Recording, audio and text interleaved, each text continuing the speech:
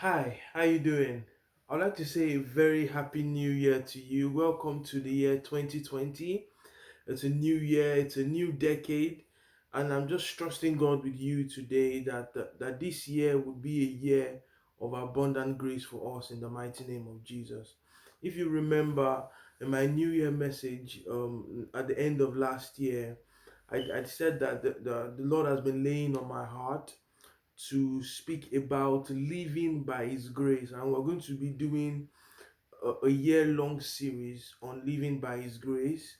And the first topic I'm going to be talking on today is trusting God, trusting God. And that's going to be taken from Proverbs chapter 3, verse 5 and 6. And the scripture reads, He said, Trust in the Lord with all your heart and lean not on your own understanding. He said, In all your ways acknowledge Him and He will direct your path.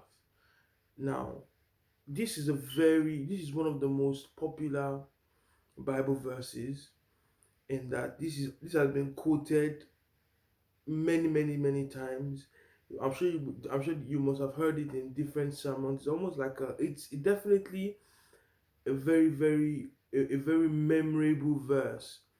But I feel like sometimes when something is being quoted for so long, you can actually lose what it's actually saying.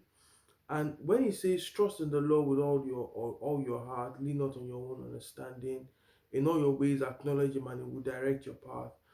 We don't sometimes I feel like what we miss here is that this is actually a covenant.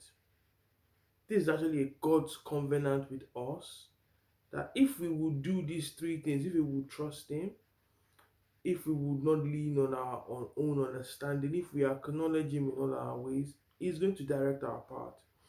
Now, the first thing here is trusting God. What does it mean to trust God? You see, trusting God means looking beyond what makes sense to you.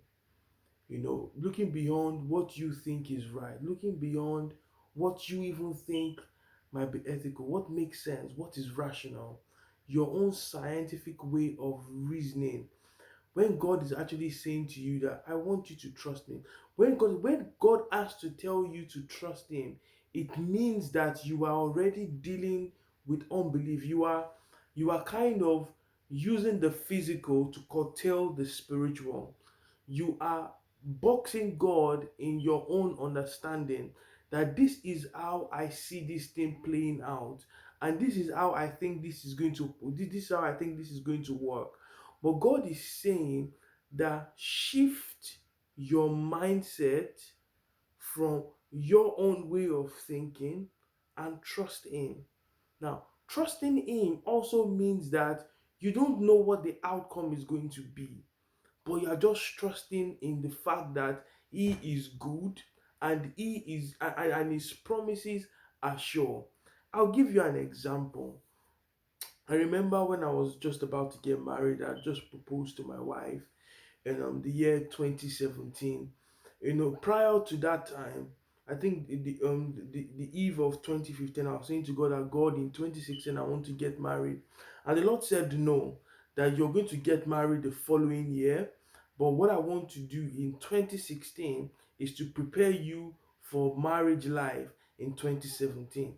Now, by the eve of 2016, I had completely forgotten what God said, and it had completely skipped my mind. Then a vision came to me at that time that, look, well, towards the end of 2016 anyway, that, oh, congratulations of that you're going to get married in the new year and all that stuff. But I just kept that, well, like we Nigerians will say, I kept it in my left hand. I didn't really think too much about it at that time. So, and at that time, I didn't really have my own place. I didn't really have a stable job. I was doing self-employed roles and so on. I didn't have a stable salary, but God was already talking to me about getting married and settling down in 2017. Now, in the new year, I called my wife, my now wife. I said to her that, you know what, even though I had not yet proposed to her, I just felt the urge in my spirit. I called her and I said, let us agree on a date. Let us pick a date. We don't have to get married on that date. Let's just pick a date and just trust God. And we picked November the 18th. Now, God, one way or the other, I was able to raise the funds to propose to my wife. When I proposed to my wife, all of my businesses, all the plans that I was doing, everything shut down.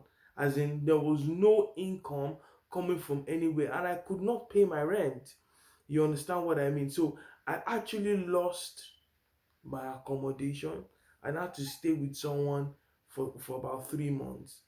During that time, we had picked a day. We went to go and see my parents in-laws, and we were like, and then they asked, I remember my father-in-law asked me that, what date are you picking? And we were like, oh, maybe sometime in November. And he said, pick a day. And I said, okay, the 11th of November. And at that time, I was about to lose my accommodation. I had £0 in my account. I did not even know how we were going to fund the wedding. But yet, I talk less of even funding life after the wedding. But yet, we're picking a date, exactly 6 months. About, I think it's about, yeah, July. I think it's about 3 months or so to the wedding. And I was so, one of the things that really, really touched my heart, and this is where I saw the hand of God really, really working, is that the people that I thought, my parent in law, that I thought that would have put a bit more resistance, because they knew the circumstance as well. They were not in no way oblivious to it, but I thought that they would actually put more resistance. It seemed like they actually had more faith than I myself. And I remember that as we were going on, one of the James Band anniversary, the band that I belong to at my church is a band for young men. There was a vision that came out at that time that said that there's a member of the band that is looking to get married between between now and the next year anniversary, and that God is saying to this person that just as he brought money out of the mouth of a fish, in the same way he's going to make provision. That this person has been thinking of getting married before, but the only thing that has stopped this person from getting married is because of money. Now, as I knew that that vision was about me, I just kept quiet. And then one of the prophets walked towards me, and she told me that, look, this vision is about you, but God wanted to hide that identity at that time so that His word will come to pass. You understand what I mean? Because certain things, there are certain words of prophecy that need to be eaten, but that needs to be hidden for a specific season, and God will only release it to a few people that He can trust with you, if that makes sense. So that's a topic for another day. Maybe we might look into it in over the course of our talk this year. The point is this: God had already spoken. But when God spoke, I had no idea where the funds were going to come from. Now, did you know that we spent almost £10,000 for this wedding? It's a very small wedding. We spent, I think, just over £10,000, and I contributed most of the expenditure towards the wedding. Now, I'm saying this to say this: from July, me losing my accommodation with July, August, to November, spending £10,000 for a wedding that at the beginning we had no idea as to how we were going to fund. That could only happen by the power of the Holy Spirit. God started sending help and raising opportunities from places that I never thought opportunities were. I started getting in contact with some partners and getting some business deals in place that actually funded the wedding. I was unable to do anything else but just to provide for the wedding. And see, God took control. When God put this and there were a lot of people who cared, and this was coming from a place of care. They were like, Tolu, this does not make sense. Why do you want to go and why are you planning for a wedding when you don't have a stable income? But I knew in my heart, I didn't. And it's not that I actually heard a voice, apart from the revelations that I had in the previous year, and also in the new year as well. But I had the doubt that, look, is this what God is actually telling me to do. I didn't say that. I didn't hear a voice. It's not as if I saw a vision of some sort, but I just had this witness in my heart that 2017 was the year that I should get married. I just felt it. I just felt that deep conviction in my heart that 2017 is the year that I was going to get married. And I thank God that my wife also agreed with that conviction, and she felt that conviction in her heart also. And I felt like God was speaking to the both of us. And even when we felt like this does not make any sense, how are we going to do it? I thank God that God actually stood by us and gave us a watchword to stand on and a word to stand on as we planned for both the wedding and life after the wedding. I won't lie to you, I didn't get an accommodation that we're going to live in until the day of the wedding itself. I remember on November the 10th, I was running around looking for houses because I couldn't go. I'm not going to bring my wife to a place where I was squatting in. So I got the keys to to the house on the 10th on the night of the 10th of November, a day before, the night before our traditional wedding.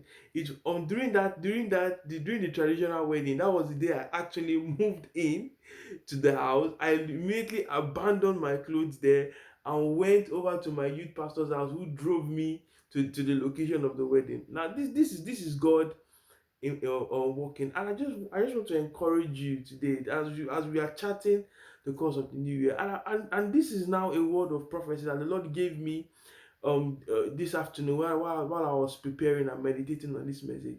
The Lord is saying to you that He is going to give you weird instructions this year, instructions that you would never imagine as to how you can accomplish them.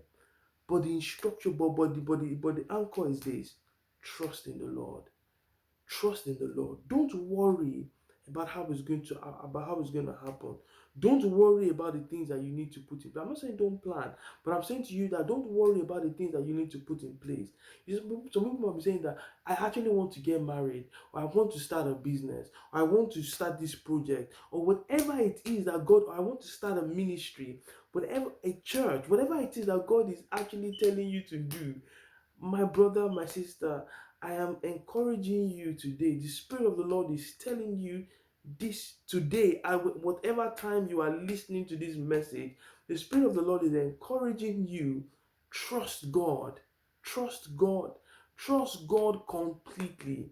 You see, when you trust in Him, you set motions in place, and you allow Him to begin to put in place those things that you need to succeed.